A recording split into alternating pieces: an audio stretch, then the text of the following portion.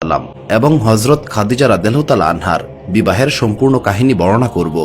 রাসূলুল্লাহ সাল্লাল্লাহু আলাইহি সাল্লাম তার প্রথম জীবনে একবার হযরত খাদিজা রাদিয়াল্লাহু তাআলা আনহার ব্যবসার মালামাল নিয়ে সিরিয়া গিয়েছিলেন।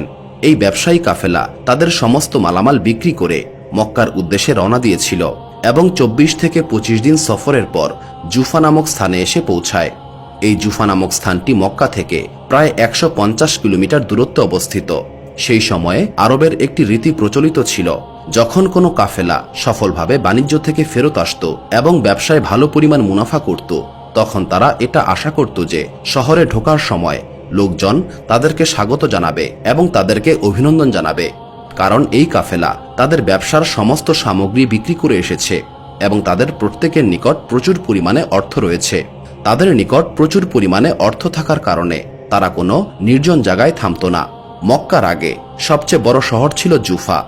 জুফার পর মক্কা পর্যন্ত আর বড় কোনো জনবসতি ছিল না। তাই কাফেলাকে সেখানেই থামানো হলো এবং তারপর প্রতিটি ব্যক্তি তাদের একজন করে দাসকে মক্কায় পাঠালো, যাতে সেই দাস মক্কায় গিয়ে লোকজনদেরকে তাদের আগমনের খবর জানাতে পারে। হযরত খাদিজা রাদিয়াল্লাহু তাআলা আনহার দাসের নাম ছিল মাইসারা। মূলত তার দায়িত্ব ছিল মক্কায় গিয়ে হযরত খাদিজা রাদিয়াল্লাহু তাআলা আনহাকে খবর পৌঁছে দেয়া। কিন্তু মাইসারা নবী করিম সাল্লাল্লাহু আলাইহি সাল্লামকে অনুরোধ করলেন, আজ পর্যন্ত আমার মালিক খাদিজা তাহিরা কখনো ব্যবসায় এত পরিমাণ লাভ করতে পারে নাই। নিঃসন্দেহে এটা তার জন্য একটি বিশাল বড় সুসংবাদ।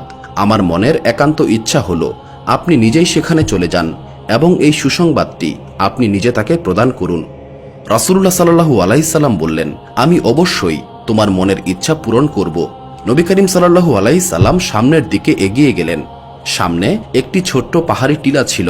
সেখানে নবী করিম সাল্লাল্লাহু আলাইহি সাল্লাম পৌঁছালেন এবং এক মুহূর্তের জন্য সেই টিলার পাশে গিয়ে দাঁড়ালেন। মাইসারা মনে করলেন এখন যেহেতু সকালবেলা, তাই সম্ভবত নবী করিম সাল্লাল্লাহু আলাইহি সাল্লাম